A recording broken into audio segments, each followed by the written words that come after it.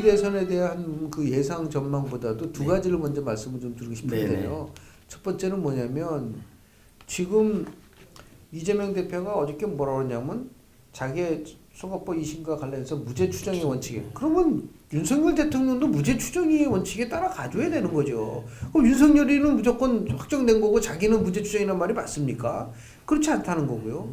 저는 조기 대선이 이루어지기 위해서 첫 번째 조건은 뭐냐면 이재명 대표의 사법과 관련된 거 빨리 우리가 그 결과를 봐야 된다는 겁니다.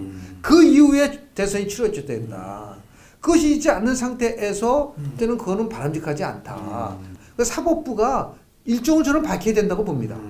왜 헌재의 신속한 재판만 요구하지 이재명 대표의 선거, 특히 위증교사 문제와 선거법 관련, 특히 선거법은 저 대법원장이 633을 얘기를 했기 때문에 최소한도 2월 15일 날까지는 2심 판결, 5월 15일까지는 3심 판결을 하겠다라는 거를 저는 대법원장이 일정을 밝혀야 된다고 봅니다. 두 번째는 지금 윤석열 대통령이 위헌적 비상계엄에 대한 얘기는 막 질타하고 뭐 잘못되고, 그러면은 왜 민주당에 아까 반복해서 했지만 입법 행동을 하면서 있었던 위헌적인 것에 대해서는 왜 그 부분에 대한 것들은 분명하게 지적을 해야 된다. 관련해서 이 대표의 대권 카드에는 사법 리스크라는 장애물이 있습니다. 이 대표가 조기 대선으로 대통령이 만약 된다면 셀프 사면이 가능한 건가요? 아닙니다. 우리는요 미국과 다릅니다. 미국은 대통령이요 그 사면권이 얼마나 막강하냐면 대법원 판결이 안 나와도 할 수 있어요. 미국은 셀프 사면이 됩니다. 자기도 사면시킬 수 있어요. 우리는 그러니까 사면을 하려면 대법원 판결이 나와야 돼요. 여러 가지 지금 그 혐의가 있잖아요. 대장동, 뭐 백현동 포함해서 뭐 지금 뭐 이화영 쌍쌍부 대북 송금, 이거는 굉장히 오래 걸릴 것 같아요. 판결 지금 1심도 안 나왔지 않습니까? 이 부분에 대해서는 모든 게 문제는 뭐냐면 대통령이 되면은 중단 상태가 돼버리지 않습니까? 안 나왔기 때문에 3이 될 수가 없어요. 기소가 잘못됐기 때문에 재판이 잘못된 거예요. 이게 정치 보복성 기소라고 하더라도 판결은 누가 하는 거죠? 법원이 하는 겁니다. 자기가 그게 당당하다 하면은 자기 스스로 일정을 빨리 하라고 요구해야죠. 이런 것이 함의하는 건 뭐냐면 윤석열 대통령과 똑같은 범할 가능성이 굉장히 높은 사람이라는 것을 가지고 있기 때문에 지금 대통령 임기가 5년이고 국회의원은 4년입니다. 그래서 네. 국정 운영이 걸림돌이 된다는 지적이 있습니다. 일각에서는 4년 중임제 개헌, 소선거제 개편 이런 얘기도 나오는데 네. 중장기적인 정치 개혁 방향은 어떻게 좀 보십니까? 정치권에서 논의되는 두 가지의 그 잘못된 함정에서 벗어나야 된다. 첫 번째는 뭐냐면 제도의 문제냐, 운영의 문제냐는 거죠. 4년 중임제가 마치 모든 것을 해결해 줄 수 있을 거라고 생각을 하고 있지 않습니까? 그건 착각입니다. 대통령이 모든 것을 다 하고 저렇게 다수의 폭정을 하더라도 그걸 제어할 수 없는 이 상황 속에서 4년 중이 무슨 의미가 있는 거죠?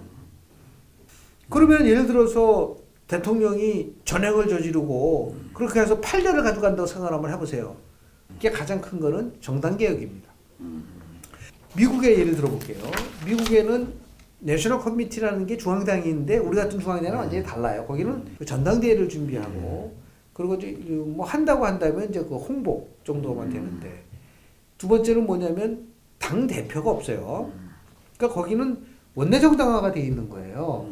그래서 거기는 플로어 리더, 원내 대표가 당 대표예요.